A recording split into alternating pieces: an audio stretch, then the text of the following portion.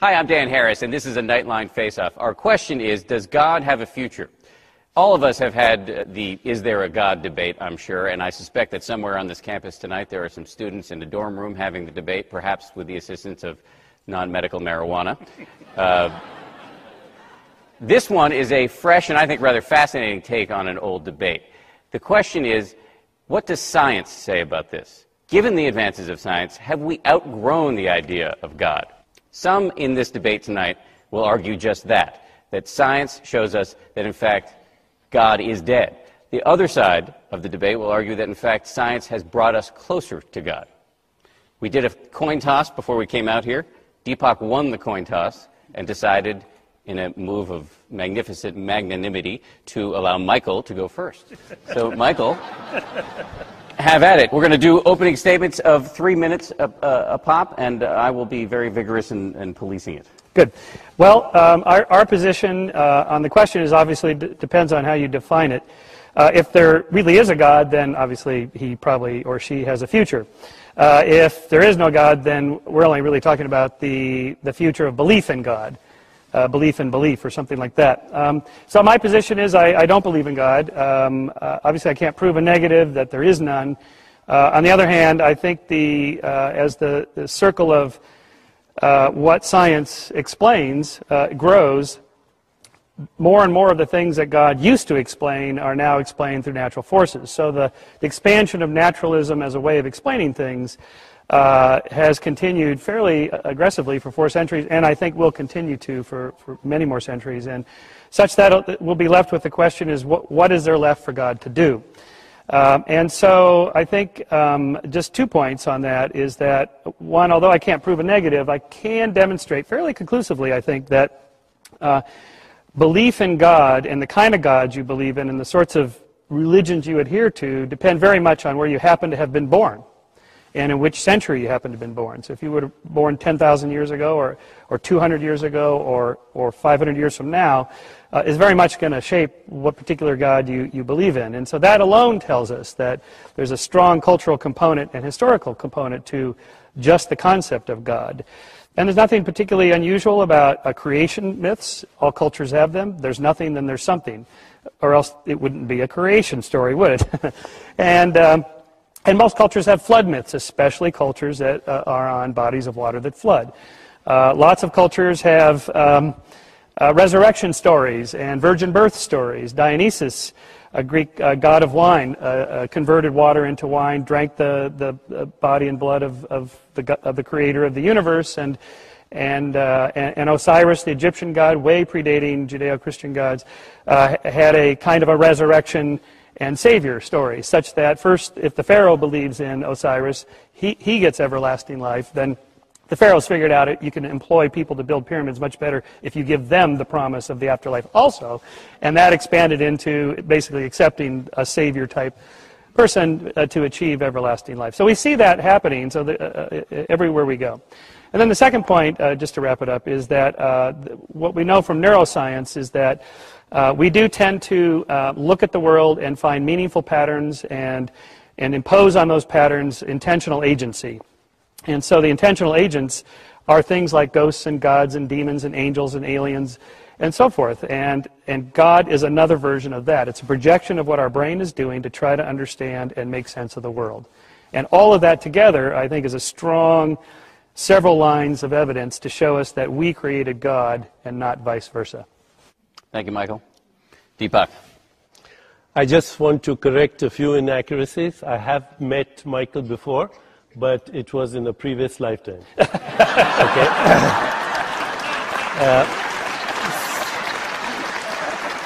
Secondly, I also want to reinforce that we, along with what Michael said, that I'm not here to talk about belief. I think belief is a cover-up of insecurity.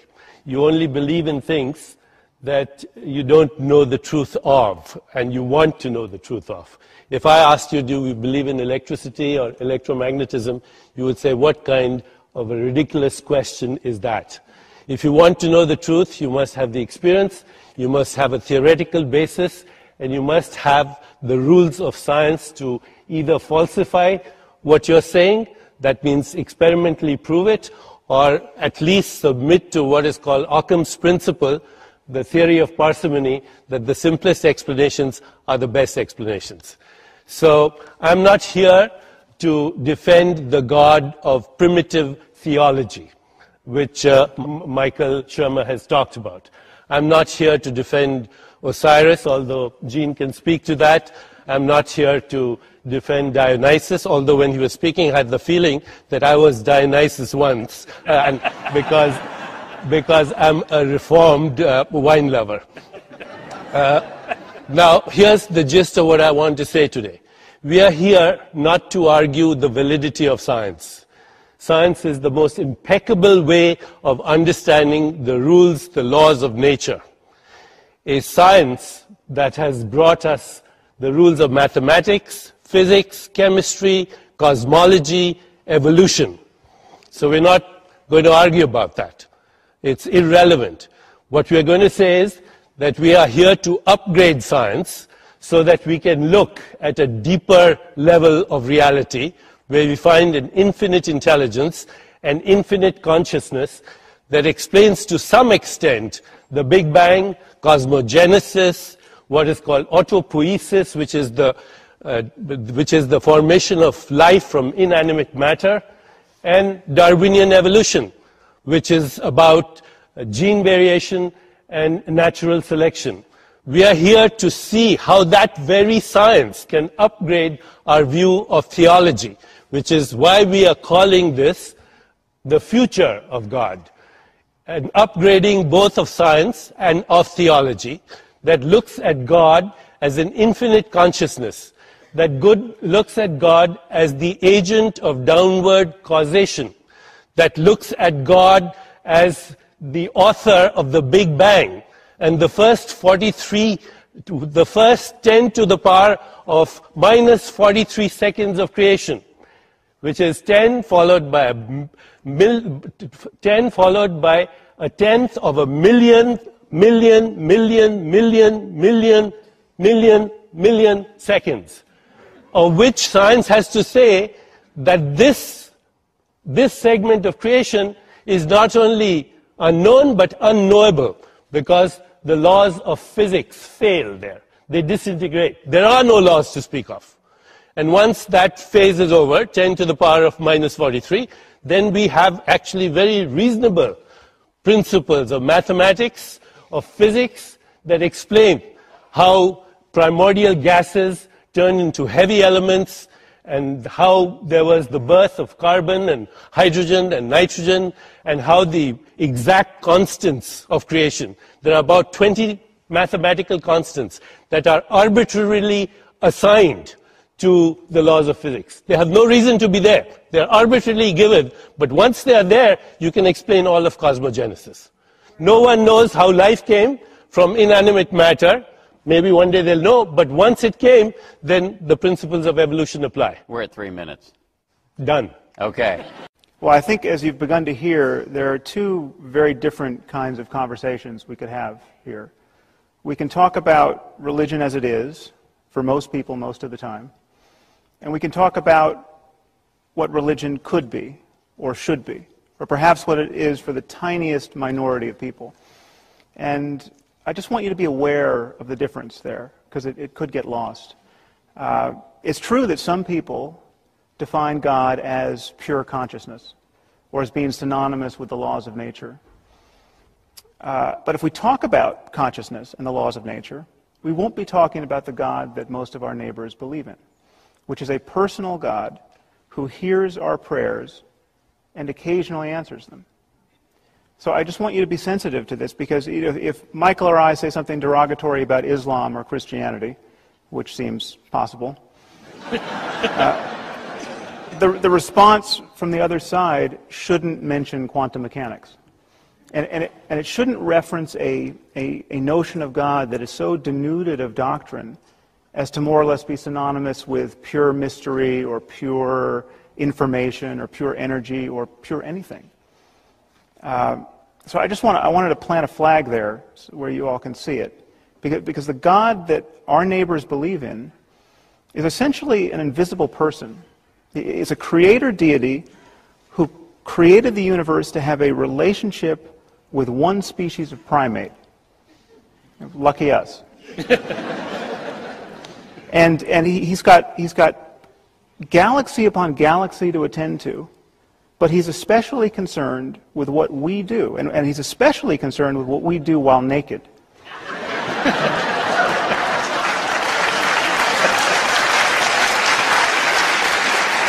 And he almost certainly disapproves of homosexuality. And he's created this cosmos as a vast laboratory in which to test our powers of credulity. And the test is this: can you believe in this God on bad evidence? Which is to say, on faith. And if you can, you will win an eternity of happiness after you die. And it's precisely this sort of God and this sort of scheme that you must believe in if you're going to have any kind of future in politics in this country. No matter what your gifts. I mean, you could be an unprecedented genius. You could look like George Clooney. You could have $1 billion, and you could have the social skills of Oprah, and you are going nowhere in politics in this country unless you believe in that sort of God. So we can talk about anything we want. I'm happy to talk about consciousness, but please notice that when we migrate away from the God that is really shaping human events, or the God talk that is really shaping human events in our world at this moment. Gene? Well, you know, as I'm listening to this, and I'm very much aware of the variety of stories that are in our midst, and I began to think about an old Aboriginal woman who I met right in the center of Australia. And I happened to ask her, I said, Maisie, how do we humans differ from wallaby and kangaroo and koala bird? And she said to me, why, mate, we're the ones who can tell the stories about all the others, which I thought was one of the best definitions of humanity I'd ever heard.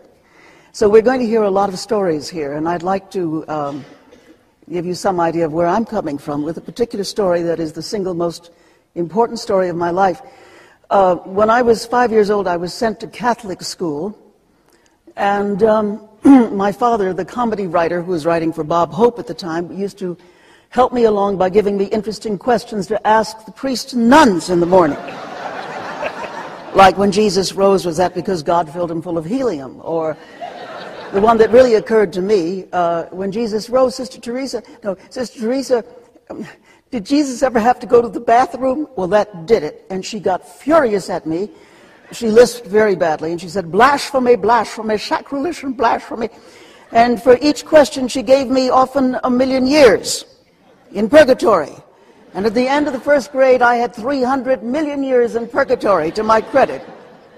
Well, I went home, and my father thought it was hilarious this had happened. He said, you think you got problems, kid? Wait till you see what they did to a real saint. Wait till you see how they hog-tied poor old Bernadette. And he took me to this great movie playing at the time called The Song of Bernadette. And when I saw the Virgin Mary appear in the grotto, I thought, boy, that's for me. And I ran home, and we had a closet where the dog had just had 9 puppies, and I pushed them away, and I got down, and I crossed myself, and I said, Virgin Mary, please show up in the closet. I'll give up candy for a week, 2 weeks, okay? Now, you be there, okay? I'll count to 10.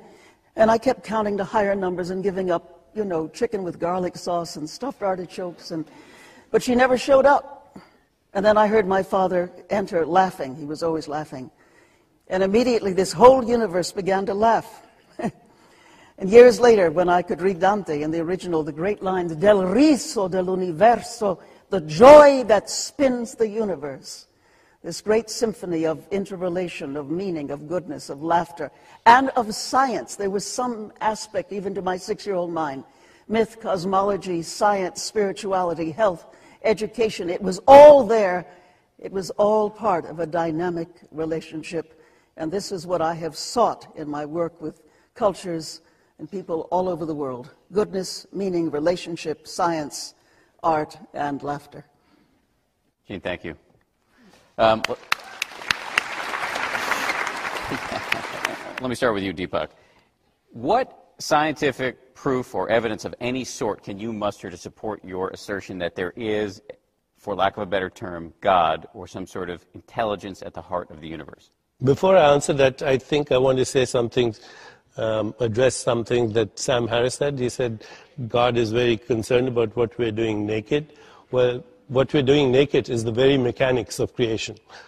So we don't have to be embarrassed about sometimes, at least now, yes, sometimes. Okay, what scientific proof? I think science is, and again, in deference to Sam Harris, he said, don't go the way of quantum physics. I think I'm going to have to say that science is now in a process of overthrowing the climactic overthrow of the superstition of materialism. That everything that we call matter comes from something that is not material. That the essential nature of the physical world is that it's not physical. That the essential stuff of the universe is non-stuff. Call it what you will. And science also tells us, and if there are any scientists who want to disagree with them, please come up during the question and answer session.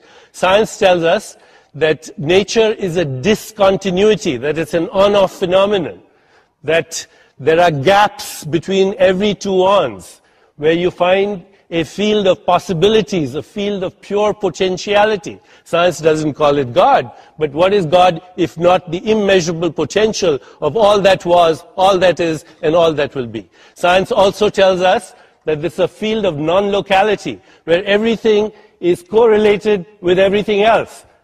My adversaries are going to point out, no, everything. God is explained by neurology. Well, I hope today, Michael, that you will convert from a skeptic to a neuroskeptic, because your science is really frozen in the dungeons of conservatism and in the dungeons of orthodoxy. Today, science tells us that the essential nature of reality is non-local correlation. Everything is connected to everything else. That there's hidden creativity, there are quantum leaps of creativity, that there's something called the observer effect, where intention orchestrates space-time events, which we then measure as movement and motion and energy and matter. And addressing Sam, we can have a personal relationship with this intelligence, because we have a consciousness that is part of the sea of consciousness. Rumi, the great Sufi poet, said, you're not just a drop in the ocean, you're the mighty ocean in the drop. And all you have to do is understand the principles of science and understand that you have within you the resources to intuitively grasp this mystery. But one of the things we have to do today, my friends at Caltech, you have given us this opportunity that you have to stop being the jihadists and the Vatican of conservative and orthodox science, which is not relevant anymore. Did you hear anything in there that convinces you? You asked Dan what I meant by woo-woo. That is the very embodiment of woo-woo. He said, stringing together at a rapid patter of a bunch of scientific sounding words sprinkled in with some spiritual new age words doesn't mean anything. I hope that hang on, Deepak. Here in this audience. Yes. And by the way, scientists are not jihadists here. This is Caltech. We're not jihadists. That was really very unspiritual of you, very un-Deepak of you to say that. Well, you bring out the worst in me. Maybe you need to meditate a little bit there. I mean, just take one example of this. Non-local, quantum effects, we're all connected. No, this is not true. When quantum physicists talk about non-locality and the interconnectedness of things, they're talking about things at the quantum level. Wait, well, let me just stop you for a second, because I will play the dummy tonight, because it's not a hard role for me to assume. What does non-local mean? I mean, I kind of understand what quantum physics means, but just give it to me really simply. Okay. There's this very simple two-slit experiment where you fire these photons through, and if you just have two streams of light, they form a little interference wave pattern, like throwing two rocks in a pond. You've already confused. Okay. And so it... Yeah, you want to... He's getting into the woo-woo now. No, this is just... Okay, what he means by non-local is that everything in the universe is interconnected. And it just is not true. It just isn't. And there's no reason to think that it's active at the level of the brain. That non-locality is a principle that is working. Hold on, Deepak, you spoke for quite some time. The deeper point to make here, and what is... But I want to address that brain thing that you just said. Okay, let's finish. You might not have to, because the deeper point here, and this is where the whole style and content of what you're saying is so deeply unscientific, is that there's not a physicist sitting on this stage right now. Okay, I would never be tempted to lecture a room full of 1,000 people at Caltech about physics. I'm not a physicist. You're not a physicist. And basically every sentence demonstrates that you speak on the subject. Now please don't take this as ad hominem. I mean, I'm talking about specifically what you said. But the fact, what you do and what many people who try to invoke spooky physics do in the service of propping up their religious and New Age intuitions is that they think that because what you're saying, because quantum mechanics is spooky and difficult to understand, and because what you're saying is spooky and difficult to understand, they must somehow be related, or they must somehow be mutually supportive. And that's just fundamentally not true. They are arrived at by completely different methodologies and ways of thinking and criteria of discursive evidence. What a mystic, I've studied with great mystics. I've met great meditation masters who've spent 20 years in caves perfecting the kinds of techniques of meditation that you would adopt or recommend. They don't know a damn thing about physics. And they're not interested, for the most part, in physics. I mean, there's nothing about sitting in a cave and granted, having incredibly useful and even normative experiences and transforming your way of life and transforming your moment-to-moment perception of the world. There's nothing about that project that makes you a theoretical physicist. And so these are completely different language games. They're completely, and you have just merge them together in a very unprincipled way, and you're getting away with it. No, I take resentment at your questioning my scientific credentials. In fact, if anyone on this stage is more scientifically credentialed, it's me. I took physics, chemistry, biology. I'm an MD. I'm a neuroendocrinologist, and I want to object to your saying that brain does not obey non-locality. When you're thinking right now, 100 trillion neurons are phase locking and frequency locking simultaneously. Is that non-locality or not? Okay, can I just stop for 1 second? Because Jean has a look on her face like she has something she wants to say, and I want to hear it. Since we have so many human beings, I think, in the audience, I'd like to just address the human question of this. Please. And also, since you mentioned mystics, and I'm very gratified that you've spent so much time studying mysticism. And mysticism is not something that begins in mist and ends in schisms. It's better than that. When you really look at what some of the mystics themselves, and I mean the old ones, have said about just this issue, the brain, mind, body question, you can really do no better than Francis of Assisi, who said words to the effect that what we're looking for is who is looking. And that seems to address who is it that is the looking. And then 100 years later, you have Meister Eckhart, who said, the eye by which I see God is the same eye by which God sees me. So already they were caught up in that fascinating conundrum. I personally believe that the selfing game is something that infinity does for fun, and that the paradox of being human, whether you talk about non-dual and singular, the paradox of being human is that we are finite, and we are also the infinite. We are we inhabit the universe, and the universe inhabits us. Part of my work is to take depth soundings of the human mind-body and find out what is there beneath the sensory physical, the psychological, the mythic and symbolic, and ultimately that what appears to be, because I've made a lot of studies of very deep creative thinkers, what is at the source of this immense creativity.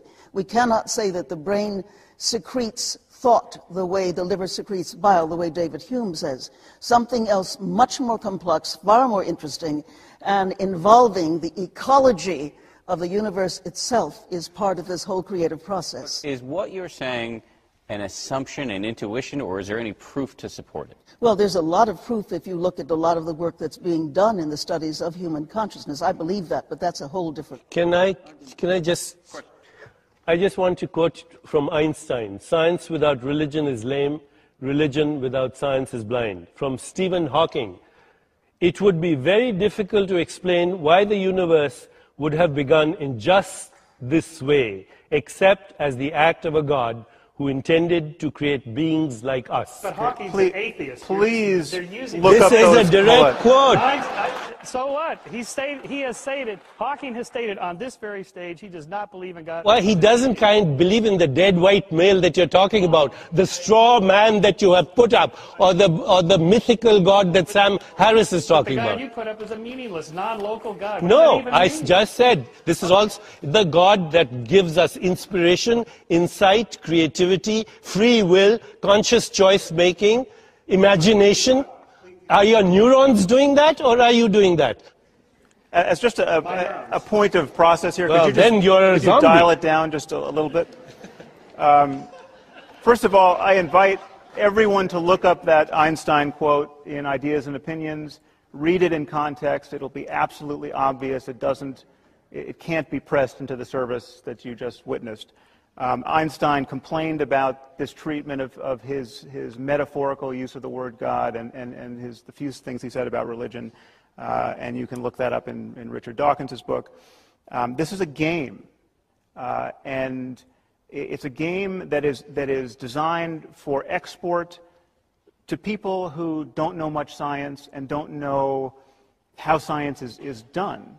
And you missed the point of, I wasn't criticizing your scientific credentials. You're an endocrinologist, you're an MD, you're not a theoretical physicist. The way science is done is I invite theoretical physicists in this audience to actually address these questions. Okay, so a theoretical physicist will be comfortable talking with real confidence in a very narrow band of his expertise, and he will be exquisitely sensitive to the fact that when he's in a room like this, or she, sorry. I'll just proceed with he just for simplicity's sake here. He will be exquisitely sensitive to the fact that whenever he opens his mouth in a room like this, he is guaranteed to be speaking in front of half a dozen people who know more on any given issue than he does. The great irony of the popular conception of science as arrogant is that when you go to a scientific meeting, you don't see arrogance. I mean, you're about as likely to see real arrogance as you're likely to see nudity at a scientific conference. I mean, this is people are constantly offering caveats and hedges toward what they say. Every statement is couched in, I'm sure there's someone in the room who knows more about this than me, but because everyone is desperate to avoid public embarrassment. Now, this seems to be something you're not doing. If I was worried about being embarrassed, I wouldn't be actually influencing the people that I'm influencing. And I can also say something right now is that I agree that, science is about a very specific methodology, but for people like Michael, not you so much, but people like Michael, to take all of inner experience, all of the rich inner experience, and try to codify it in a graph with data is absurd. As opposed to what? Just calling it fuzzy words? How does that help us understand That's such an out, Michael. That's such an out. And one use technical, the words fuzzy, all right. Use the words woo-woo, and you're out of the argument. I'll give you a technical explanation. When you talk about the observer effect and the uncertainty principle, this is how subatomic particles are altered by looking at them, by bombarding them with light, for example, because they're so small. And so you look at it or you don't look at it, and that changes the nature of what you're looking at. But the moon is really there whether you look at it or not. It doesn't apply to the macro world. In the absence of a conscious entity, the moon remains a radically ambiguous and ceaselessly flowing quantum soup. Deepak, that you have to have a conscious being. The moon? Yes. Okay, listen to the sounds in the room. I want to hear the sounds of Gene. Because You know, I'm listening as a woman. And as a woman, I'm getting a somewhat different perspective on this, you know, because one of the things we're talking about, does God have a future? Well, one of the things is you look at who is really addressing this. The world is changing. This is the most interesting time in human history. I realize other times thought they were it. They're wrong. This is it. You know, this is the time in which, you know, what we do in our lifetime could profoundly make a difference as to whether we grow or die, or whether the 13.7 billion year experiment that has resulted in our sitting on this stage could be over within this next century. There are factors that are unique in human history happening now. One of them, I believe, and that really address this question. One of them has to do with the rise of women, slowly but surely, with a whole lot of backlash, to a full partnership with men in the whole domain of human affairs. Now, being a woman, I would have to say that part of that mindset, and I find this with women all over the world, is an emphasis more on process rather than on product, on making things cohere, develop, and grow. The very fact that the world mind is taking a walk with itself, that we're receiving not just the harvest of many different scientific points of view, but also the wisdom traditions that you have studied so deeply, Sam, the wisdom traditions and the spiritual meta-technologies and processes of many different cultures and states of mind. But Jean, I'm sorry, and I apologize for interrupting you, but I would be fascinated to hear where you stand on the fight that the men have been having here about whether you can muster any convincing proof or evidence to support the contention that there is an intelligence at the heart of the universe, or something more than this. You are the proof. What does that mean? I think Even Michael is the proof. yeah. Oh, okay. What do you think about that? You see, I come from a very different perspective. My perspective is philosophical, as well as being an activist in social change. My work is human development in the light of social change. If this kind of conversation can lead to a deepening of our understanding of our human condition, and then that deepening can bring forth greater radical empathy, love, understanding, so that we don't have, you know, the apocalypse of different cultures really killing each other, as you've written about so beautifully, then I think that we're going somewhere. Ultimately, I think that God has a future. I'm not sure of the human race, you know, having this future. What is the future of God, in your opinion? And is it a constructive future?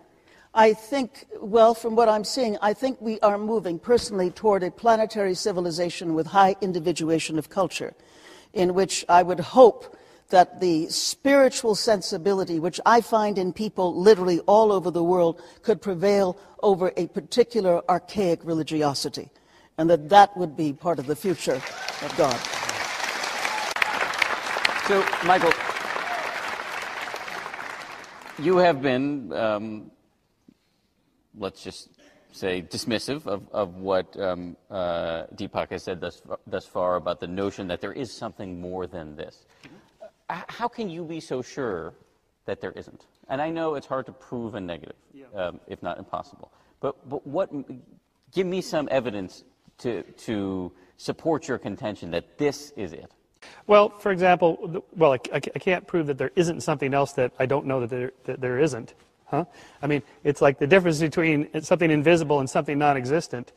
Well, it's zero and we can't study it. But if you take something specific like Jean's excellent comment there, we actually have a pretty good scientific understanding now based on evolutionary theory and evolutionary psychology that if you expand the circle of sentiments to include other people as honorary members of your tribe, you're less likely to kill them. And so, like, for example, tried and true game theory kind of data in the real world of opening up economic borders, you're less likely to bomb countries that make your cars and computers. That's a form of trade that makes you feel like somebody else is an honorary member of your tribe. Well, that has very deep evolutionary reasons that we've now come to understand in just the last few decades by applying the methods of science to something with a real social consequences. And we can derive that from data and tests and game theory models and so forth. So just in terms of what we can operationally define carefully so that we're all talking about the same thing and then go measure it or test it or experiment with it or try it. I mean, one of the great things about democracy, liberal democracy, it's kind of a scientific experiment. Let's try this, let's try that. This state has this taxation system, this one has that taxation system. It's like an experiment.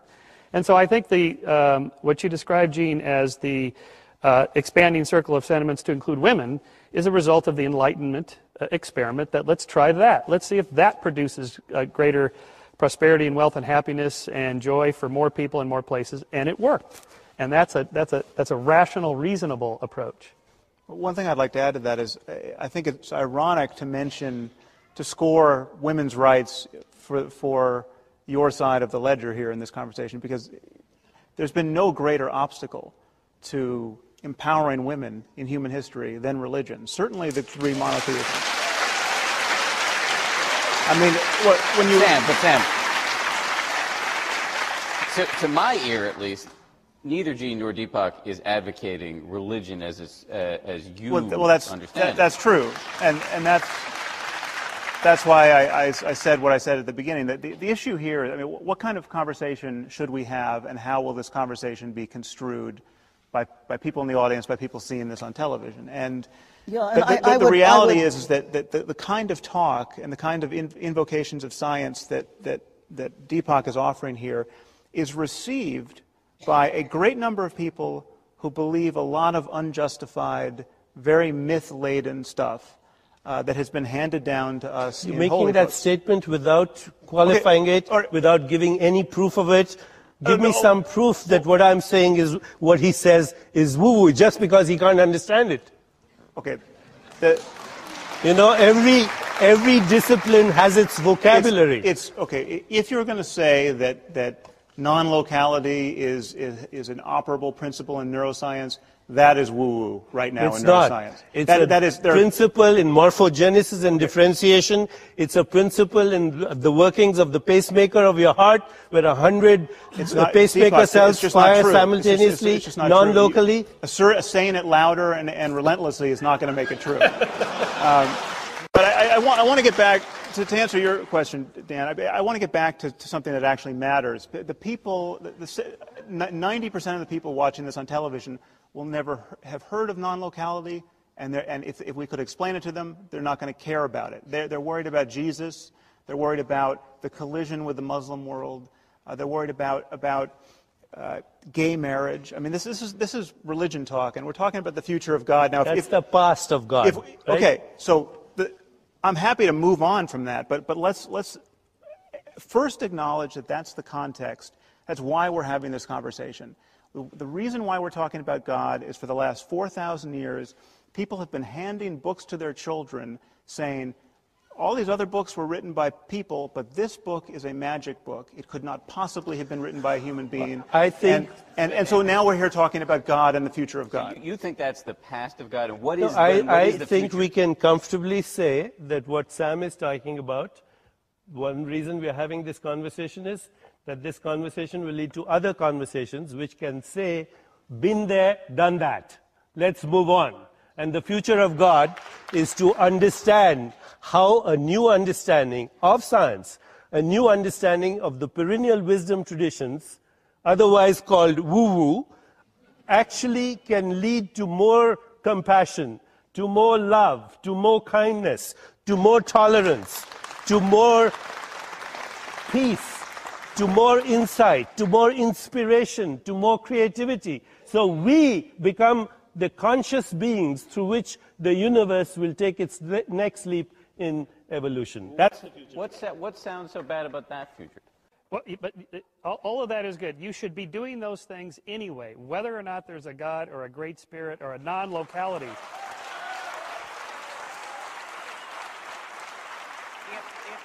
And related to that, and that's a very good point. But what we find is that I tends to tend to thou more than I attends to it.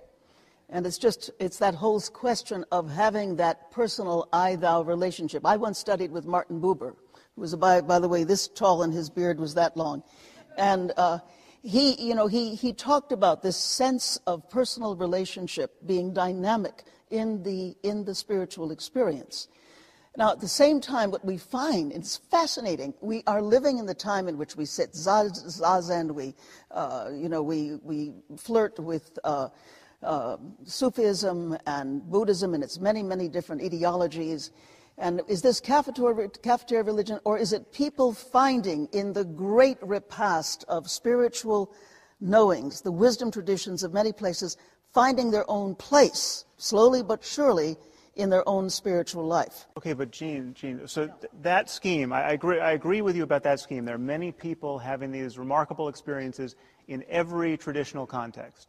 That, in and of itself, proves that all of these religions are wrong. All of these religions claim their exclusive validity. And the fact that you have Christians having deep experiences of peace, and you have Muslims, and you have atheists, and you have Buddhists, it proves that there's a deeper principle that should be talked about in a non-sectarian way that is not held hostage by Iron Age literature. I mean, that... Okay, no, that's a very important point. We need a scientific discourse on the possibilities of human well-being. Sure. And you can get as esoteric as you want there. You can talk about self-transcendence. You can talk about the ego being an illusion. You can ask, what is the relationship between consciousness and the rest of the physical world? And the truth is, when you get out to some of those fringe areas, you are getting to an area of real scientific ignorance. And the first thing you want to do in the spirit of intellectual honesty is admit ignorance, not claim that you, by closing your eyes, can realize your identity with the entire cosmos, and the origin of you go get before the Big Bang with your unguarded intuitions. I mean, that's not how you discover what happened. And it's also who you and I have been talking to, who will give very different perspectives on this. I think the big issue here in the future of God is that the reset button of history has been hit, and that we are in times such as we have never had before. And that in such times, I am finding people moving to a sense of radical empathy, not just with others' sensibilities and points of view, without which we will perish, you see, and you take a very different point of view, but that we are also, I think, expanding our sensibility of what we have called transcendence, grace, love, compassion. And as we do this, I think that there is being created in the world and time today a very unique and emergent spirituality, and with it a new story. I mean, that's what I have to hold to in the work that I do around the world, that there's a new story. I mean, let's take myth, for example.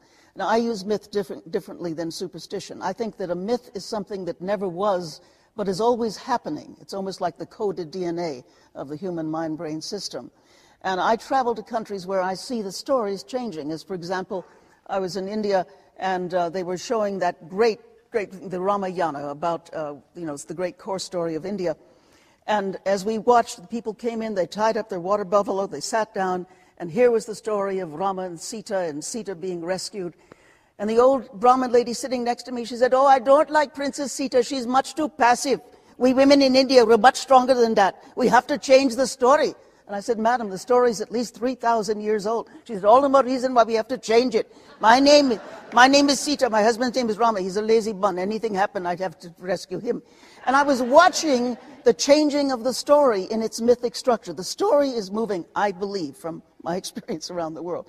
I think it's moving to men and women together as part of the heroic journey. I think it's moving to people in many, many different cultures, and it is about the saving, if you will, of this beautiful planet in this, its most critical moment in human history. And that's the new story. Gene,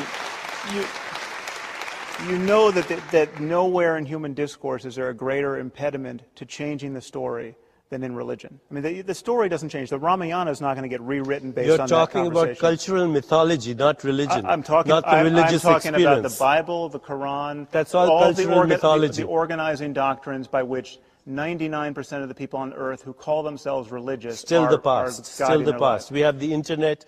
We have ABC News. We can change that conversation. Yeah, that is the purpose of conversations like this. But it seems to me that if you want to move forward and reinvent God and actually have it be relevant to people and have your word God. I mean, I don't know why you'd be tempted to use the word God. If in Generation, fact you don't organization, delivery. Please. It seems to me that you are happily being misunderstood in your use of the word God. You know that actually sad that vast numbers of people care about God for a multiplicity of reasons, most of which you don't want to defend on this stage. But why use the word God? Why not just talk about I just told you it's an acronym. No. Deepak. Well, I have to say, sorry for being so combative. That was because of Michael Shermer, but I actually agree. I actually agree with almost everything you've said, Sam. I have no disagreement with the deeper truth that you're hinting at. I am just saying is that this conversation needs to take place in a setting such as this, where it can lead to other conversations, so that this is not a debate but a dialectic where through these contradictory points of view we arrive at a greater truth. Okay. But you are carrying around a tremendous amount of ballast from the past, and you are describing it as somehow necessary equipment. So, for instance, you talked about these great wisdom traditions that he is so callously dismissed out of his own ignorance. You go to these great wisdom traditions, right? And you consult. I mean, and you're talking about changing the story. And so, what does it mean to change the story in Islam? Let's just talk about facts. You open the Quran.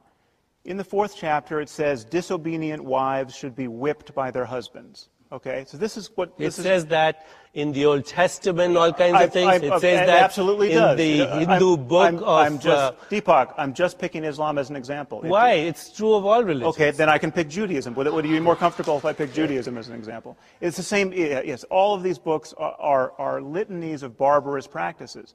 But the point is that the way Muslims are now constrained to change the story is they can't change the Quran. The Quran is the perfect word of the creator of the universe. They have to parse the word whipped, and the most enlightened of them have to say things like, well, it doesn't actually mean you take out the bullwhip and you whip her. It could be a kind of a ceremonial kind of patting, just a brief chastisement that doesn't actually hurt. And so you get a range, but nowhere in that range do you get real equity and real compassion and real understanding between the sexes. And to get that, you have to admit, okay, this is barbarous nonsense that we should just disregard.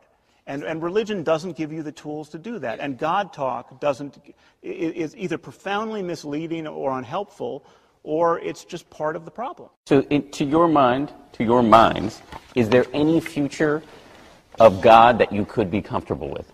A God, say, defined the way Deepak defines it. Well, so he's sort of redefining it in his own particular way, in which everybody would have to agree. And then, I guess my point is, why hinge it to all the woo-woo stuff? Why hinge it to things that are just fuzzy words? We can actually get right down to understanding what's going on with things like compassion and emotion. Science does not explain why we're here. It doesn't answer a lot of the big questions. Oh, okay, but that doesn't mean it doesn't mean that we can't at least try to understand. I mean, the whole point of science is to try to get down and drill in and figure out what's going on. So we can use words like, it'd be better if we were all compassionate and loving to one another and so on. Of course, who would disagree? But what we want to know as scientists is, well, how do you actually implement that? What are the sorts of things we can do that increase that in people? Well, we have to understand what's going on when somebody has affections for somebody else. So, for example, if you have an exchange with another human, a stranger, in which you give them something and they give you something back and it's a positive thing, there's a little spike in oxytocin. Oxytocin is an attachment hormone discovered with nursing mothers and then expanded to it turns out anytime you touch somebody else, there's a little oxytocin there. So anything we can do to increase oxytocin is a good thing, and that makes people like each other. So I've not taken anything away from the beauty of love and the emotional appreciation, but we now have an understanding of the mechanics of it, and therefore you can structure some kind of social system in which there's more of that, not spraying it in the air, but actually having people exchange things in a positive way, like trade, increases oxytocin, and there's nothing wrong with knowing that. It doesn't take anything away from the story. I'm not sure how I know this, but I think Deepak wants to say something. Oxytocin is not love. Oxytocin is the measurement of love in a laboratory. No. Just like You're wrong. H2O, No. knowing the formula H2O is not the experience of water. Deepak, Okay? this experiment has been run. I know it has been run. What does it prove, The though? control is that you give oxytocin to people and then they become Because more both generous. oxytocin It is and the the drug of experience of love are interdependent. This is semantic. It's not a causal relationship. It is Is the not the cause. same It is thing the as cause. correlation. Deepak, You know, there are different levels if of I go to a describing picnic and ourselves. there are ants all the time, that doesn't mean ants cause the picnic. Okay, let me just explain the experiment. So, two people in a game set. I know the experiment, but Michael. wait, I have to say it. Two people. This is the kind I of don't know woo-woo the- you guys promote No. to This prove is- your yeah. so-called science. I don't know Woo the is a experiment, so let controlled him tell the experiment. experiment. Yeah, let me tell. Okay, so you have two people in an exchange game, and they make an offer to each other. And if it's fairly equitable and generous, they feel good about each other. You draw their blood, and there's a spike in oxytocin. Now, is that because oxytocin is the result of the positive interaction, or is it the cause? So the control was you give them a little, before the experiment, you give them a little hit of oxytocin with nose spray. It's done to induce labor in pregnant women. And Paul Zak did this research, and sure enough, any subjects that got a spike in oxytocin from the nose spray were more generous than those that didn't get the spike. But It's if I, the cause, not if the I effect. said I love you and it meant something to you, you would also release oxytocin. Yeah. So does the thought create the molecule or the molecule create the thought? Or are they simultaneous expressions of a deeper, transcendent reality that we are inseparable? Ask him. Can I just jump in here? All right. Okay, well, I think we should wander off the specifics of oxytocin. He's just described an experiment where you can actually answer that question.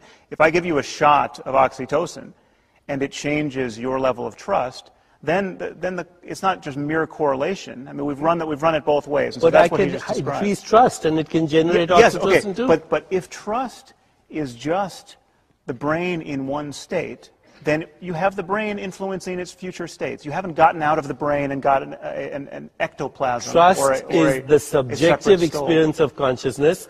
Oxytocin is the objective experience Yes, of okay, consciousness. but what you seem to be expressing is a deeper skepticism about whether the brain is even involved. No, the brain is involved.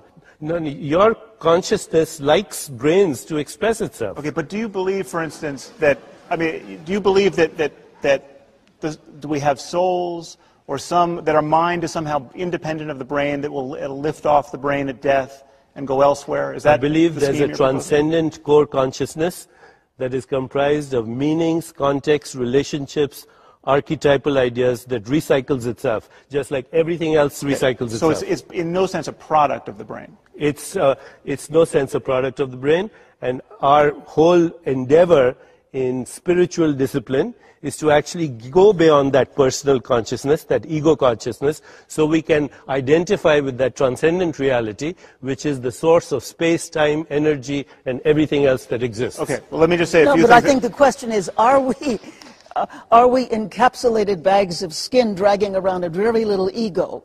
No, Or that are isn't we really organism the environment question. symbiotic You with can fields say no within to fields that. and consciousness of See, life? Sam, Deepak, let me just, you put a lot on the table. So Deepak just said some very, seems a strange word to use, but some concrete things that science can criticize. Okay, you just said that consciousness and mind are... I didn't say consciousness and mind. I said mind is a product of consciousness. Okay, but okay? this subjectivity is independent of the objectivity of the brain. There is a subjectivity which is independent of objects. But there's a subjectivity which is subjectivity of itself. When you're looking at the brain for consciousness, you're not looking at consciousness. You're looking at synaptic firings. In fact, it is your consciousness that is looking at those synaptic firings. All right. Let's just keep that in view. All right. Now, you've said there are two things that an incomplete science of consciousness and the mind should want to say about that. One is that having an experience of undivided consciousness does not tell you what consciousness really is or what its relationship to the brain really is. There's nothing about introspection that leads you to sense that your subjectivity is at all dependent or even related to voltage changes and chemical interactions going on inside your head. Okay, you can feel, you can drop acid, you can meditate for a year, you can do whatever you want to perturb your nervous system. You can feel yourself to be one with the universe, and at no point in that transformation do you get a glimpse that there's 100 trillion neurons in your head, or synapses in your head that are doing anything. It's called binding. No, it's not. It's called absolute subjective ignorance of what's actually going on outside the consciousness. You're okay. But you're so Deepak, but you're so dismissive of subjective experience. I'm not remotely which has given rise dismissive to of poetry, to music, to art. So dismissive of subjectivity. I'm saying that the whole Deepak, universe is imbued with subjectivity. There's nothing more important than subjectivity. It's all we could possibly care about. The fabric of our experience, the changes in our conscious experience, are all we care about. And they have some relation to the physical universe. Absolutely. Okay, now the question is... They give rise to the physical universe. Okay, that is a statement of metaphysics that is totally unjustified and cannot possibly be justified. That's why it's a statement of metaphysics, not of physics. No, metaphysical statements also have to be justified, as it turns out. Metaphysics statements come from subjective experiences. All right, you're starting to lose me a little bit. I've let it go, but let's rein it back in. I'm just curious with you tonight. I tried to go down this road with you before, but you didn't really bite, so I'm going to try it again. Are you, I think the question that a lot of people have for guys like you, atheists, agnostics, is, are you comfortable with not, you must be therefore comfortable with not knowing the answers to big questions, or you have some sort of confidence that there is nothing more that most other people don't have?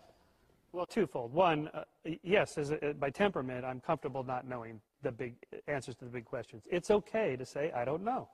And just live with it. Believe it or not, that's okay. And you believe that when Deepak comes up with theories that you would call woo-woo, that he is just simply at his core, whether he knows it or not, uncomfortable not knowing? Well, I'm not sure about that. I think he likes to layer on the language of science because it seems to ground it in something a little more concrete than just woo. And what we're saying here is that you don't need to do that. You don't need to hinge it to all this jargon, because values like love and tolerance for differences and expanding the circle of sentiments to include more people, those are values that stand in and of themselves, because people have value as an end in themselves, not as a means to an end. And that's an enlightenment value that's derived from scientific and reason and rational principles for the last 500 years. And you don't have to take all of that layer and put it on there that most people wouldn't understand anyway, and it just confuses things. Is your rock-solid certitude about there not being a God in and of itself a form of orthodoxy? Well, I'm not rock solid that there is no God. I would be surprised at this point, I have to say. If it was anything like Yahweh, I'd be shocked. But I actually have a little thing I would say, if it turned out to be the case, what I would say standing there at the pearly gates. All right, what is it?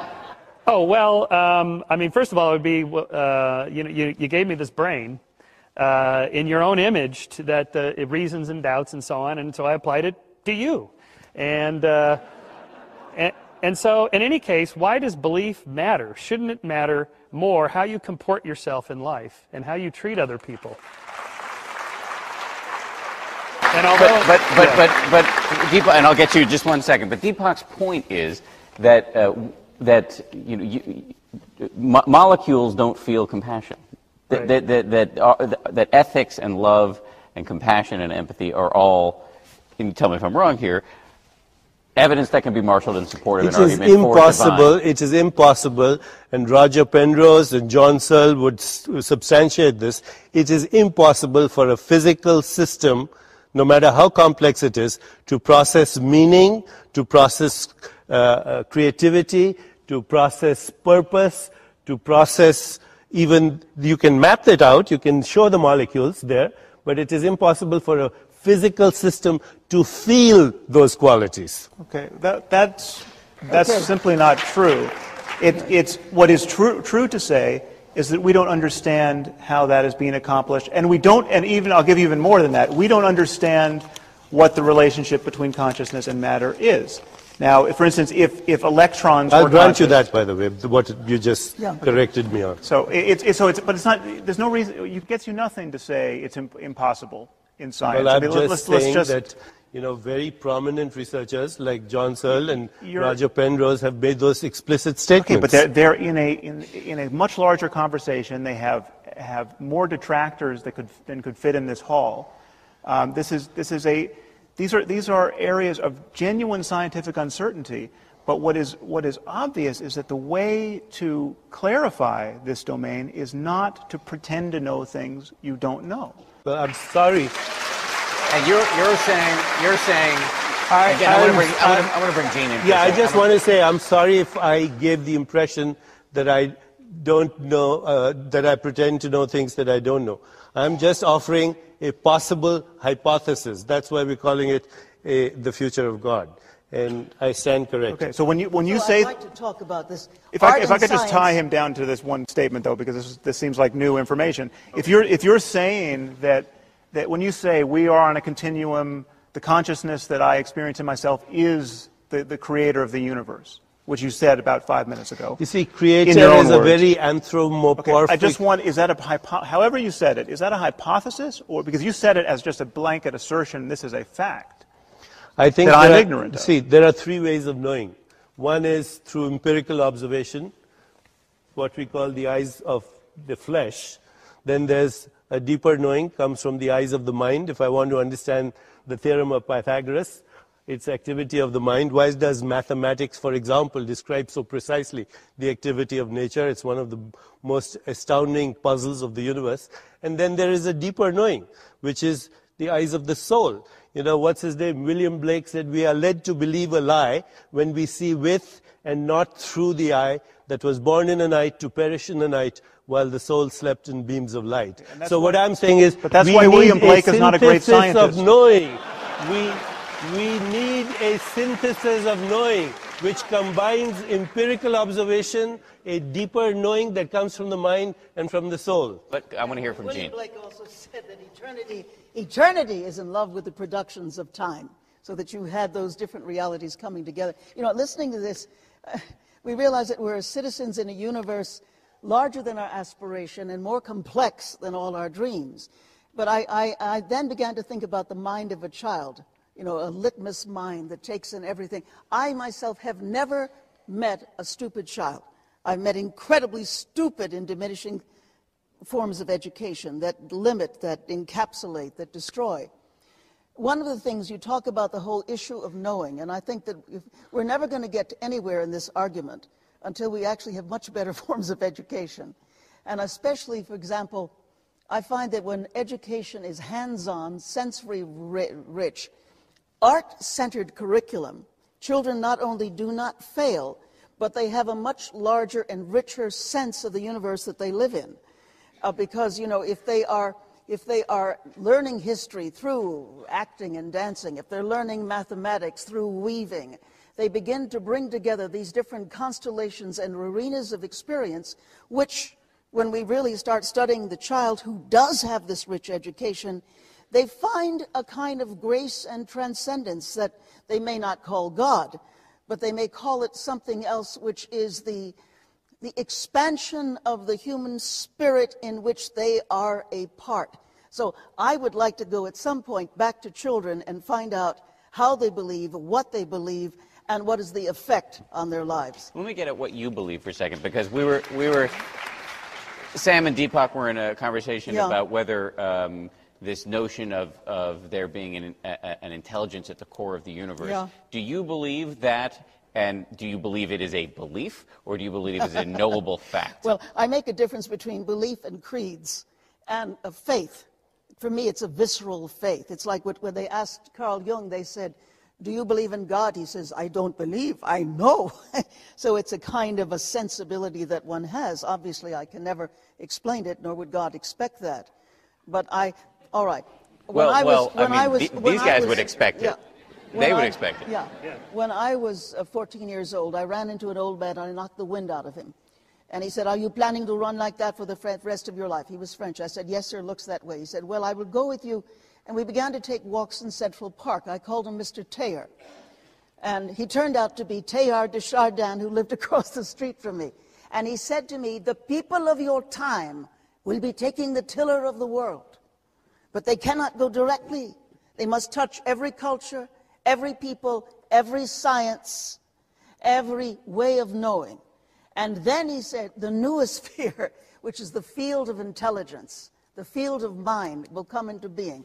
I think this kind of conversation is perhaps footnotes or prelude to the larger conversation of this field of mind in which people are coming into a dramatic, dynamic sense of the ways in which we relate to and are related to by the world, which ultimately I think is not just the noosphere, but is the ground and seat of being of consciousness itself. The theosphere. The theosphere. The theosphere. I'm seeing profoundly skeptical looks on both of your faces. Where's the audience? Do we have a theospheric sensitivity machine that we can measure this by? I mean, we have the internet. We can speak metaphorically or poetically about the power of the internet and how we're all interconnected. Yeah. But we all know that it really does come right down to cables and wireless devices, and you got to have a laptop and a computer and a modem. There's still a mechanics underneath it. So to speak metaphorically is okay as long as you recognize in the sphere of literature and poetry, that's what you do. Yeah, but a man's reach must exceed his grasp. Or what's a metaphor? Well, a metaphor is literally moving something from here to here in the Greek, and so that's just helping us understand. Permit me, and you tell me if I'm wrong, but I think the argument that she was trying to make there is that your brand of skepticism is the death of creativity, the death of idealism. You're clamping down on... All right. Let me address that, because Deepak has said this as well. So the word skeptic has gotten a bit of a tarnished name. It isn't anything special. It's just science. It's just a critical approach to claims. Most claims that most people make are just bunk. They are. You have to have some kind of method to find out if it's real or if it's not. So, and everybody knows this already. The FDA doesn't just approve any old drug that anybody says, "I think it cures cancer or AIDS or whatever." You actually have to go through a methodology before they approve it. And all we're saying is that before you use words like Deepak does, let's define them carefully and see if there's actually any evidence. Is there data for this or not? Before we just hook ourselves to it as a belief system. And so it's really just an approach to claims. All scientists are skeptics. They just have to be, because there's so many goofy ideas out there, most of which are not true. Michael has said, I believe this is a direct quote, that when asked what is belief, you've said it's just brain chemistry. Yeah, that's right. Brain chemistry. Yeah. I mean, we can track exactly this is what Sam does. The magnet, the big MRI at UCLA, tracks what's going on in the brain when people form beliefs about things. That doesn't take away in any way the power of belief, the social construction of belief, and how it drives behaviors. All we want to know is try to understand. I don't think you We're not disagreeing with them. Yeah. Belief has a brain chemistry to it. There's no question about it. Right, but you would argue that it's not just that. I have never defended belief. I started out by saying that belief is a cover-up for insecurity. Forget about belief. Just human experience is... everything is contained in what you mean by just. Okay, does just mean you're taking all of the meaning out of life and just deflating us to a puddle of randomly aggregated proteins that have nothing of what interests a human being through the course of his or her life? And many people assume that a completed scientific understanding of ourselves would somehow amount to that we're just atoms in some temporary arrangement, and everything that we love out of life, including love, it can't be captured by that. And that's just not what science is. Would you agree, and I think you're almost saying it, that nothing but is never true. It's always both and plus much, much more. And I think we're looking at what is the much, much more. Yeah, when but what you're tending to do with arenas. the much, more, I think, is profoundly misleading. Yes. I mean, that's the rub here. Say that again, I'm sorry. He says what you're tending to do with the much, much more is profoundly misleading. And worse than that, and I'm not just talking about you, I'm talking about people, worse than that, it is on a continuum with what the really religiously infatuated and dogmatic are doing, and because you're using the same words, scientifically dogmatic and infatuated. but like that move itself is, I mean, so you can say, you know, you can talk about scientific fundamentalism as the corollary of religious fundamentalism. That's just a trick with words. There is no scientific fundamentalism that is analogous to religious fundamentalism, but that's a separate issue. I think. But by the way, if I could just, Deepak, if I could just finish this point, the fact that you use words like God and faith with such enthusiasm puts you in you are the shade under which all of these really barbarous forms of religiosity still relax and luxuriate and thrive because you. And I don't mean you personally, I mean religious liberals, moderates, New Age types who still want to talk about God and faith and not differentiate what they're saying from the rest of God talk, which is really what is shaping our conversation about religion in this country and this world. Of course, you write very beautifully about that, about the fact of religious moderates, as you call them, being coveralls for a whole lot of messy stuff. Okay, yeah. I mean, you write about that. And I don't know that we're talking about these kinds of foci. I think we're trying to talk about what is the future of, if you want to say it's religion, future of God, future of spirituality, as a result of what is coming in through traditional and the new science, what is coming in through education, what is coming in through the fact that I said the world mind is taking a walk with itself. What is it going to start to look like? What would you like it to look like? Because spirituality is not going to go away. I think you agree about that.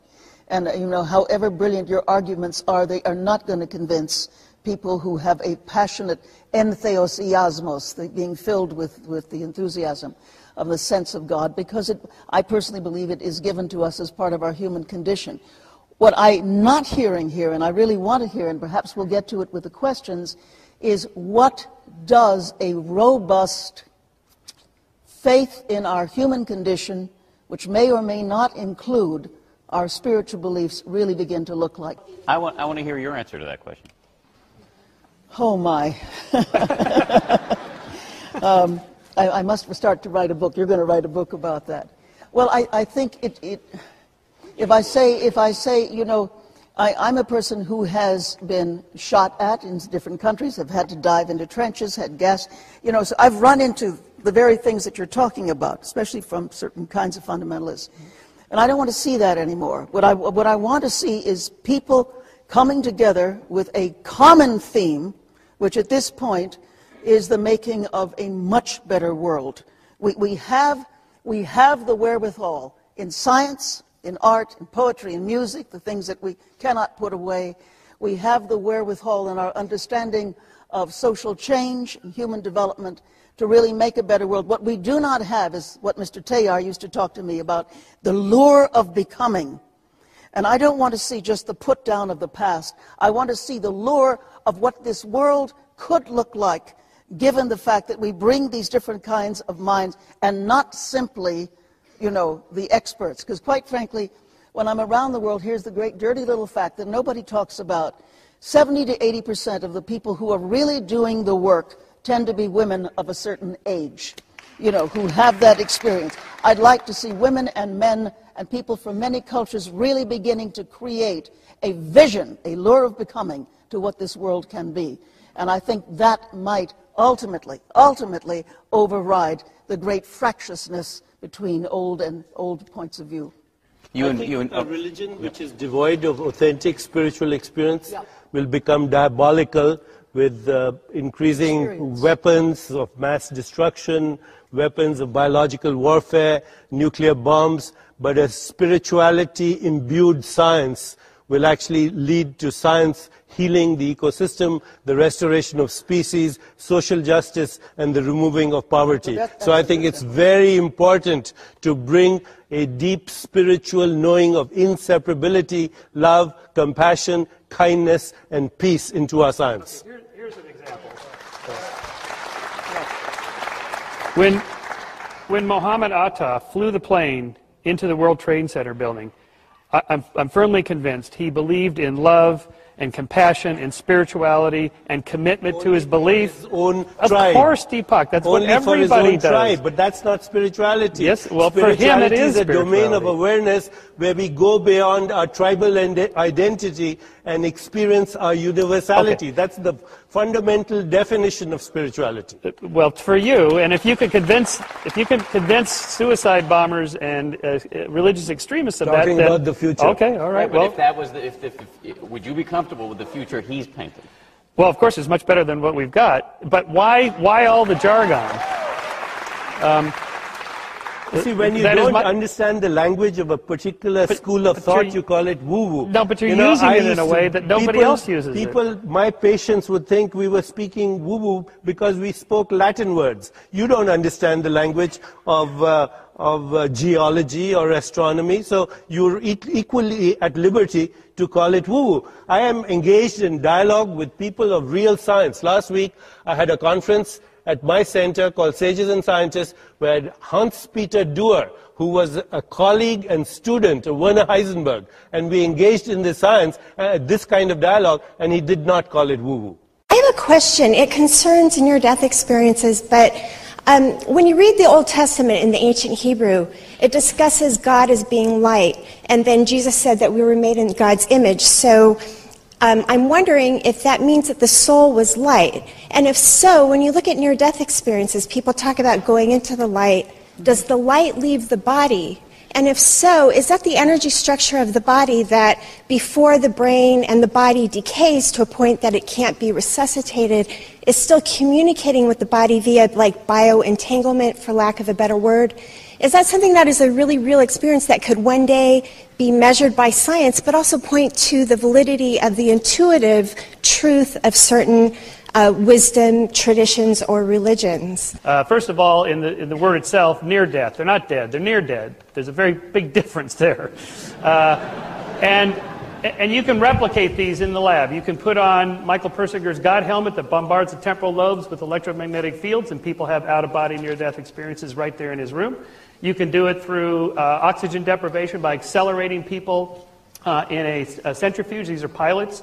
Over half of them, when they accelerate up to where they pass out, they have out-of-body near-death experiences. They see the light at the end of the tunnel. They go through the tunnel and so on. You can see the videotape. They're just sitting there drooling. They're out. And, of course, you can do this through sleep deprivation, through extreme environments. Arctic climbers, Arctic explorers, mountain climbers, solo sailors have these kinds of out-of-body near-death sense-presence experiences under extreme environmental conditions. So those three lines of evidence tell us it's in the brain, not outside of it. I would say that near-death experiences neither prove nor disprove anything. You know, of course there's damage to the brain, but the brain is also a localizing device.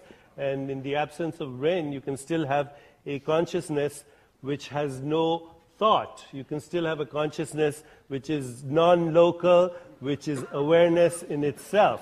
So near-death experiences neither prove nor anything or disprove anything. Of course, there has got to be a biological correlate of the experience. And ischemia, brain damage, etc. also proves that. On the other hand, there are people with extensive brain damage who have profound scientific and musical epiphanies. What's your name? Leonard Mladinov.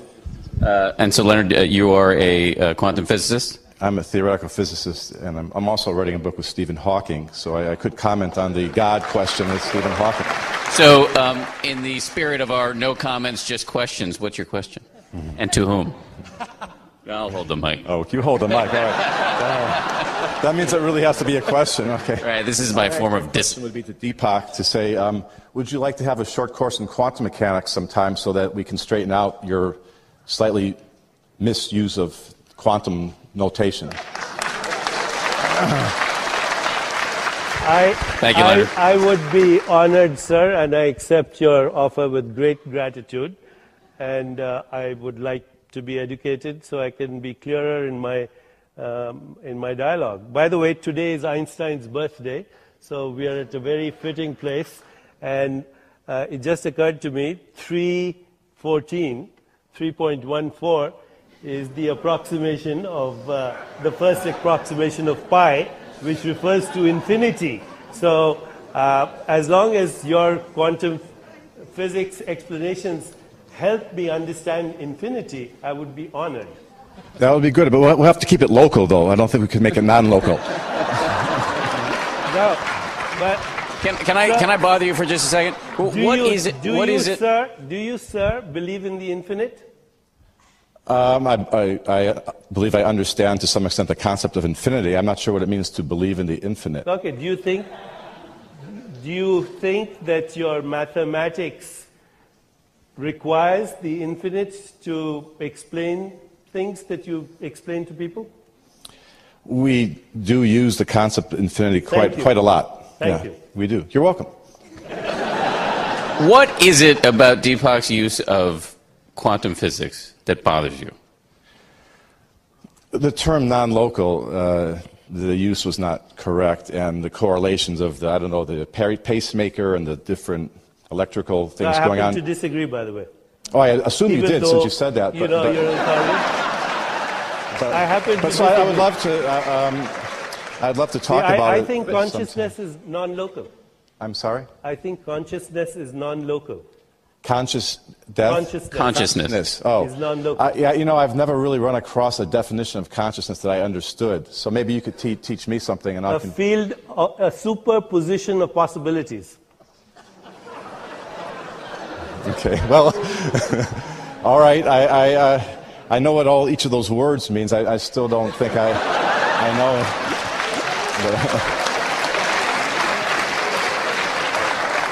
I'm right now talking to a conscious being. I'm sorry? I'm speaking to a conscious being. I hope so.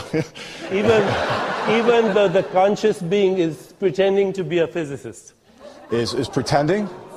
Pretending means pretending in the larger context. You are an infinite being who's taken on the identity of a physicist in space and time.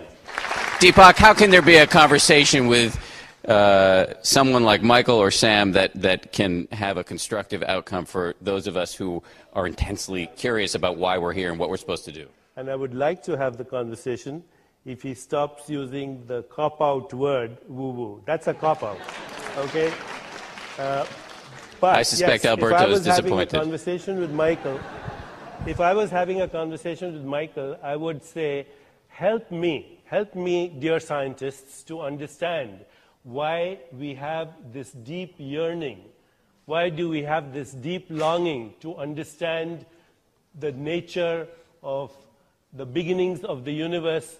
Why do we have this deep yearning and longing to understand ourselves? Help me. If you can help me as a scientist to explain why this is built into the scheme of evolution, or does evolution have to do anything, I am here to be enlightened. Sam, what do you say to that? Well, I think it's we don't all have this deep yearning. I mean, that's rather obvious. If you took the 100,000 people on planet Earth at this moment who felt this deep yearning to understand our place in the universe most acutely, and you dispatch them, we would be left without a lot of people thinking about the origins of the universe in any real sense. What do you think people are doing on Sunday morning all over this country? What was that? What are people doing on Sunday mornings at 11 o'clock all over this country? They're thinking about that issue. They're not thinking about, I mean, cosmology is not their concern. Well, they might not call it cosmology, but they are thinking about why we're here and what we're supposed to do. I'm sorry, Deepak, let me just finish. On Sunday morning, right, or Friday afternoon, or Friday night, depending on when you worship, whether you want to call it cosmology or whatever you want to call it, people are there to ask the basic questions. Who are we? Why are we here? What are we supposed to be doing? I was responding to what Deepak was saying.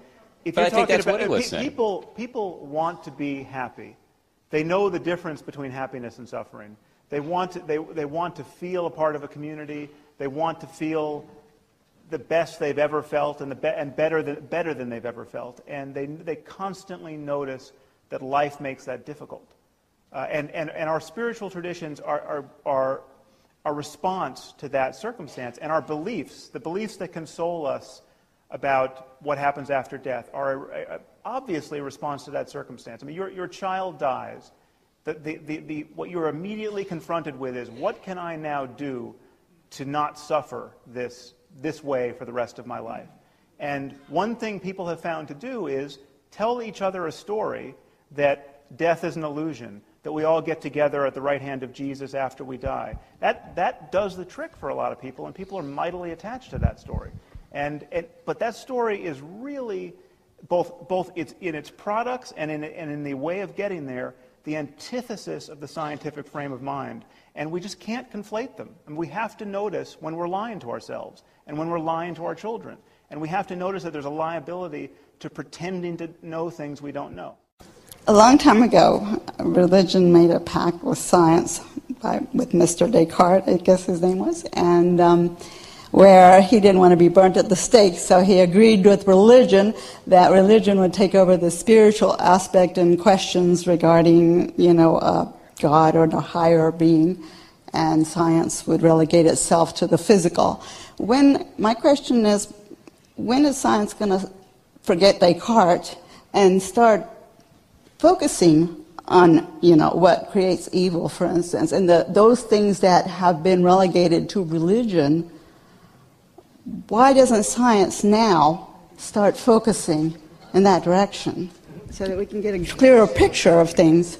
Yeah. Well, Bravo, Carmela. Michael, go ahead. Of course, I described a little bit about, in the last 20 years or so, there's been a concerted effort on the part of neuroscientists to understand what's going on in the brain with things like evil. But this goes back to the 60s with Milgram's shock experiment and Zimbardo's basement prison experiment and so on. These are attempts to get a scientific understanding of why people do bad things, why they do evil things. So I think we're right there with you. These are just harder problems to solve because there's so many more variables and degrees of freedom of the components in the formula because there's people in social interactions. And so, in a way, Deepak, I'm with you on there's more than just the neurons, of course. There's higher order, there's binding, there's emergent self-organized properties of complex systems, and the higher up you go from neurons all the way up to people in an economy or a political system, wow, is that complex. This is a really hard problem. So we need to really apply science, exactly like you suggest. But on this point of evil, sometimes there's not more than just the neurons, because we know, for instance, that the brains of psychopaths are damaged in ways that we're now increasingly understanding. People are scanning the brains of people who rate very highly on the psychopathy scale. The classically evil people, the people who don't feel empathy for their victims, who like torturing and killing people.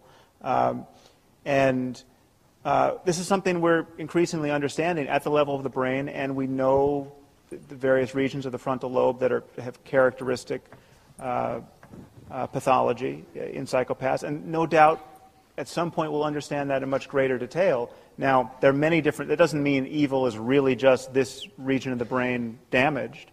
There's much more that can be said about human evil, but it has neural correlates, and if you damage the part of the brain that mediates feelings of empathy, that person won't feel empathy anymore. And that is a causal fact, which we are now in a position to appreciate.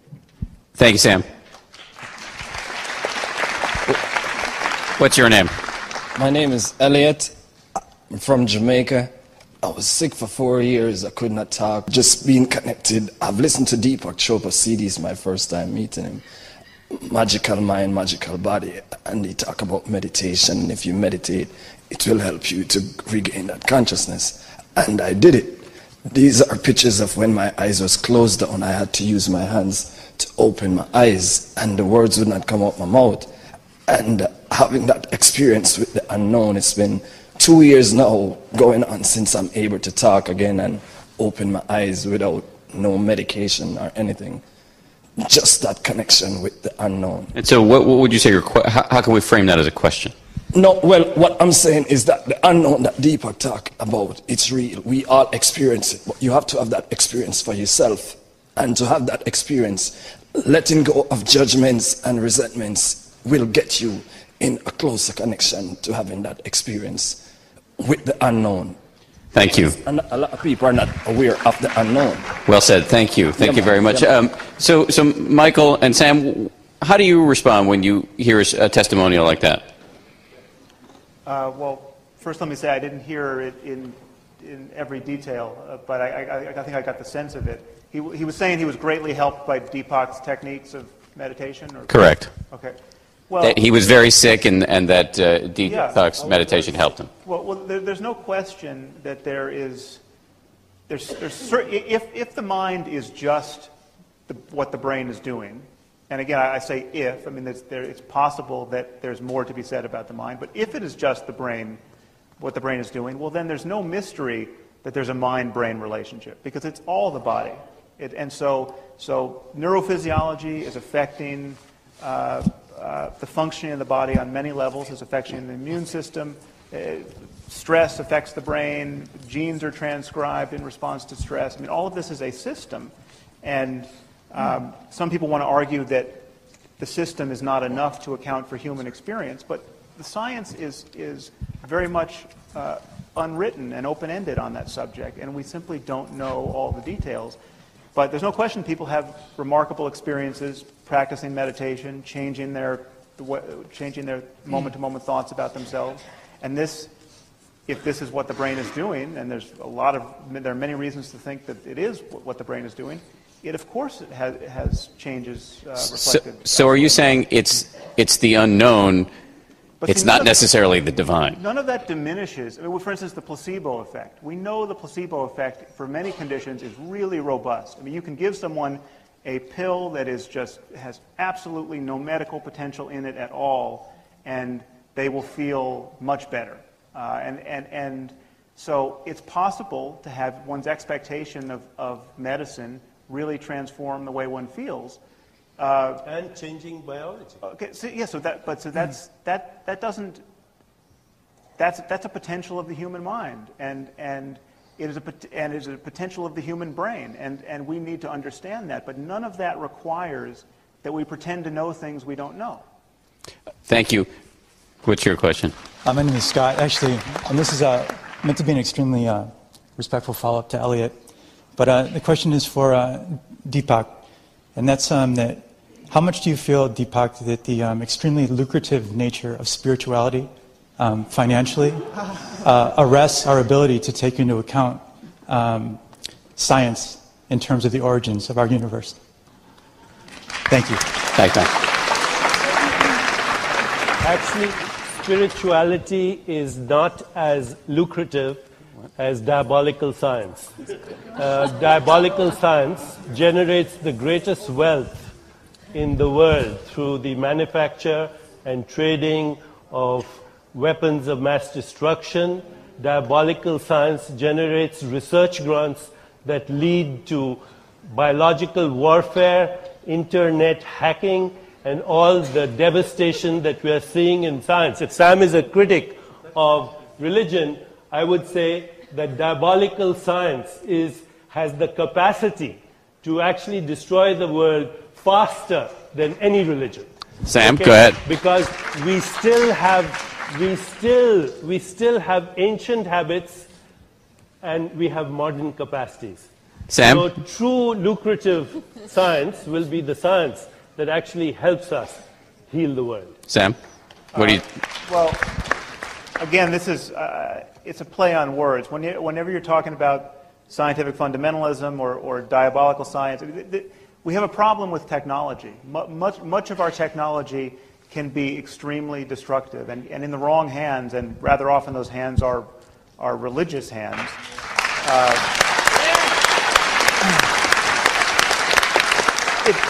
It becomes incredibly dangerous. So we have people with 14th century worldviews who now have access to incredibly destructive technology. Almost out of time. But so I'm going to do my best.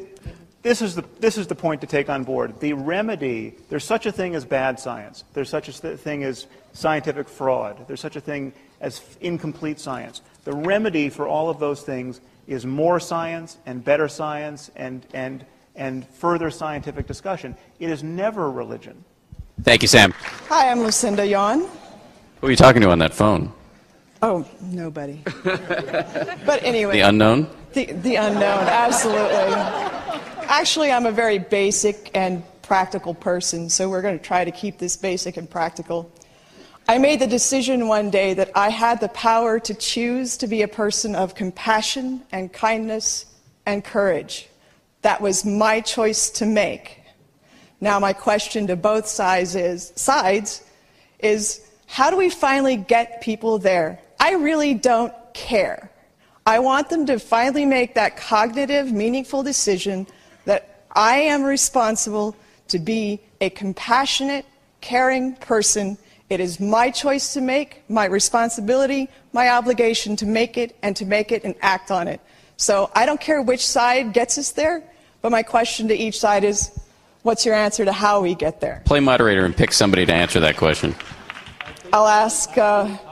I guess Deepak's doing it. Go ahead. I think how you get there is how you got there, by self-reflection and by asking yourself, am I a conditioned response?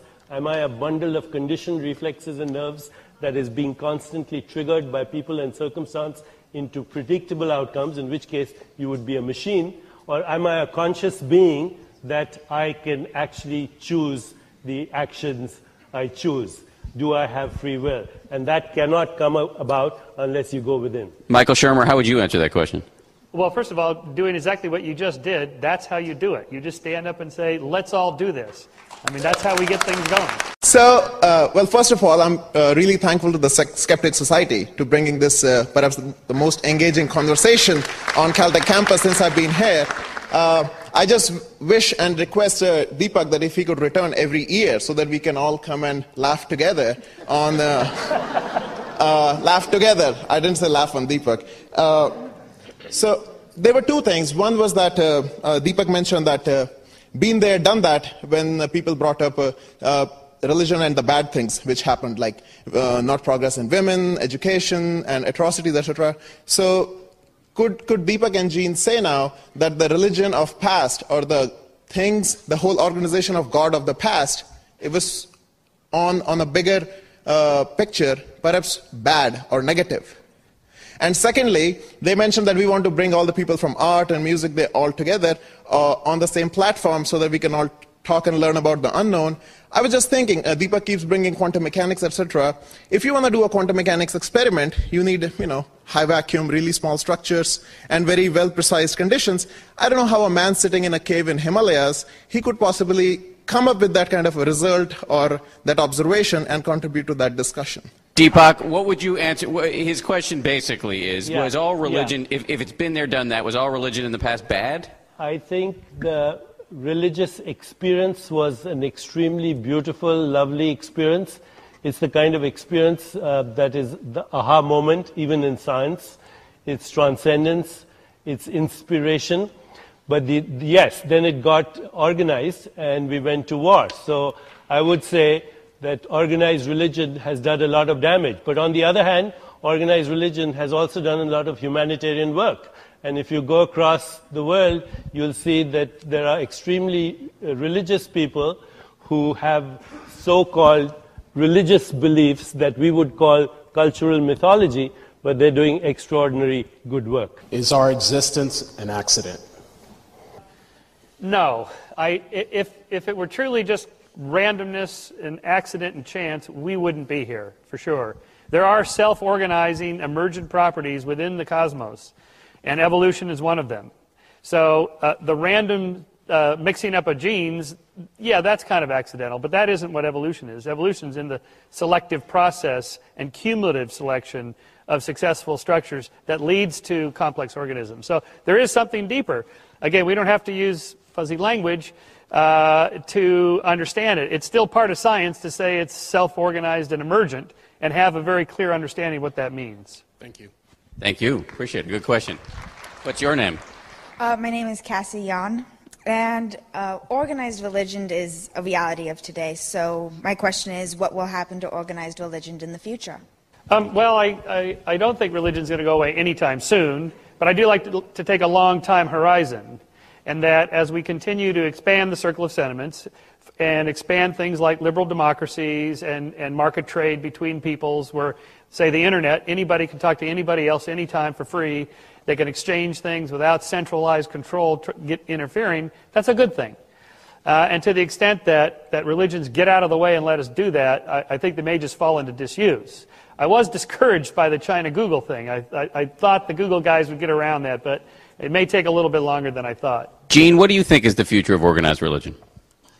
Well, I think that most organizations are falling apart. We're in the biggest time of deconstruction that the world has ever seen. And I think it's going to go through a kind of morphing into a new way of being and doing. I would hope that there would be an undercurrent of an appreciation of a perennial and universal spirituality out of which these different ways and frames of seeing would then find richer and deeper ways of relating to the meaning of it all. And I think that when it is no longer the man on the cross or the man under the tree, or the man for that matter, who is the vehicle through which the enlightenment and the epiphany occurs. But I would love to see a great generalization of spiritual experience happening across the board, and as people move into the greatness of this experience, I think that the nature of religion itself will change. I'm looking for a democratization of spiritual experience. Thank you, Gene. What's your name? David Richardson, and my question is a bit of a follow-on to the last one. It is primarily directed towards Sam. Sam, from the perspective of a neuroscientist, and knowing what we know today about the hardwiring as well as the other structures in the brain, the neurochemistry, as to our inherent bias toward wanting a causal explanation for what we see and experience around us, whether God actually exists or not in any of the organized or unorganized discussions that we've had with God, don't you feel that a belief in God is, from a neurochemical or structural basis, inevitable? Well, apparently not. I've got a sample of at least one that I'm pretty sure about. You want to go back on him, Adam, on that? Or? Yes, I'd say secondarily, based on our need for tribes and society, don't you feel that, again, the belief that there is no God is going to, from our own structured creation, not discussing what the cause of that creation was, but don't you feel that we're just biased in such a way that in society we will always have the belief in God as the major belief, and the belief that there is no God as a minor and presently not very vocal understanding? Yeah, it's an interestingly provincial point of view. That we're in America, which is almost functionally a theocracy. But in Western Europe, your question actually wouldn't make sense right now. I mean, it is a massively secular part of the world, and if you go to Scandinavia, it flips entirely. It's something like a majority, 60 to, depending on how you ask the question, 60 to 80% of people in Denmark, for instance, are atheists. I mean, they do not believe, they treat the God of Abraham the way we treat Zeus. And that is, just refresh the browser in your brain and realize that those are actually equivalent. And we are in a shocking circumstance where most people in our society are really worried about Zeus. And you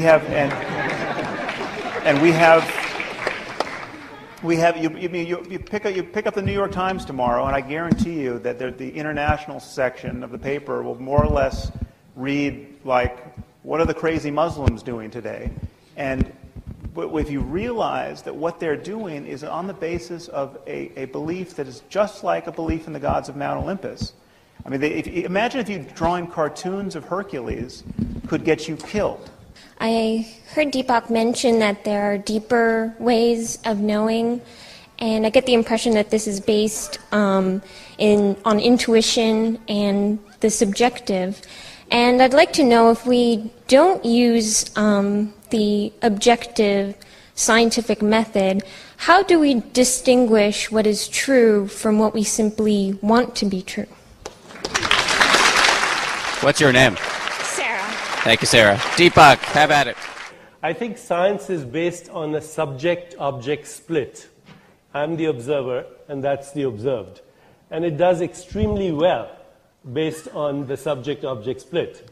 I am hoping that the truth will be found when we actually develop a science of consciousness that goes beyond the subject-object split, because after all, nature is one.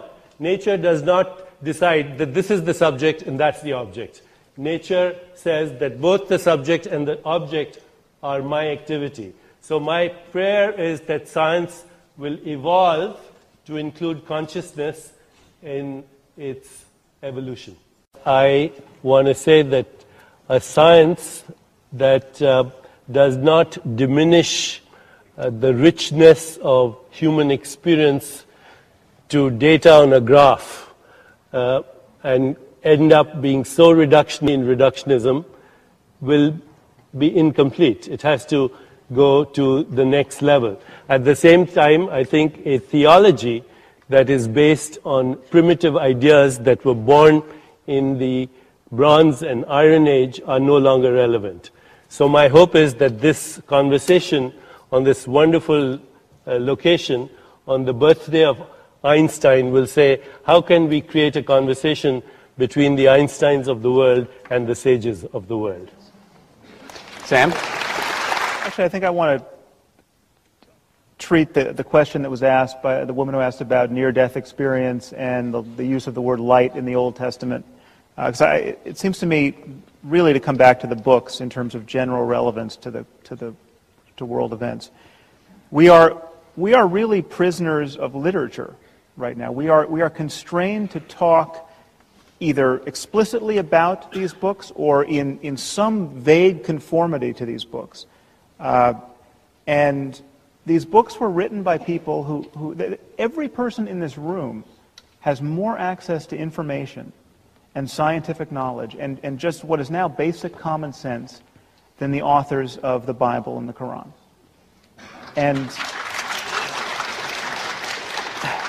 And in fact, there's not a person in this room who has ever met a person whose worldview is as narrow, just by the sheer time in which they appeared in history, as the worldviews of Abraham or Moses or Jesus or Muhammad.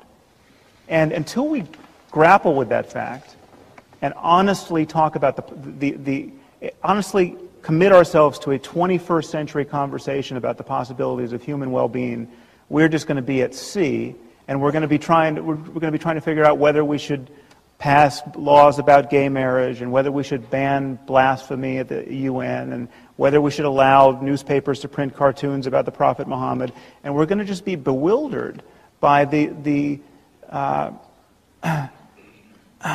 relentless certainties of people who are obviously lying to themselves. In summing up this conversation, and to bring God back into the equation, I'm thinking of some lines by Christopher Fry. The human heart can go to the lengths of God. Dark and cold we may be, but this is no winter now. The frozen misery of centuries cracks, breaks, begins to move. The thunder is the thunder of the flows, the thaw, the flood, the upstart spring. Thank God our time is now, when wrong comes up to meet us everywhere, never to leave us till we take the longest stride of soul men ever took.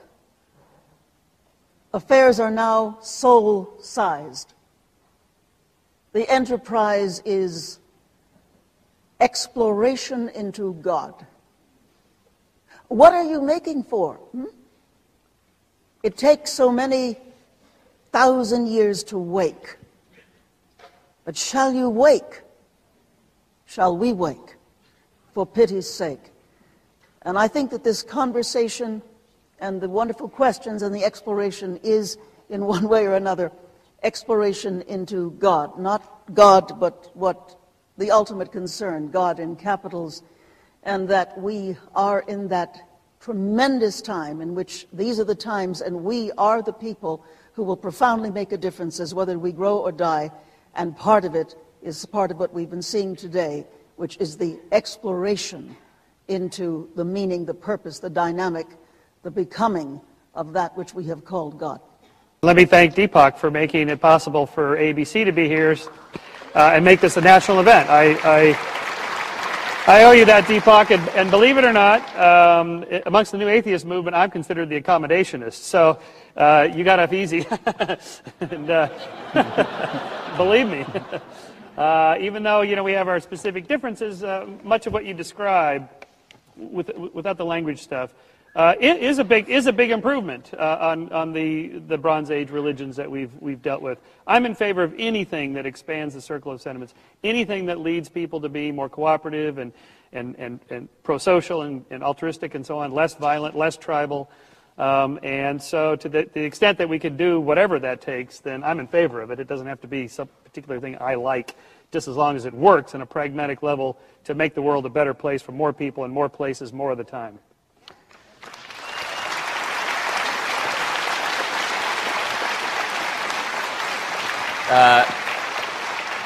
Sam Harris, Michael Shermer, Deepak Chopra, Gene Houston, thank you, all of you. We appreciate it. And thank you to everybody for coming. It was a great debate. We appreciate it. Thank you. Thanks for coming.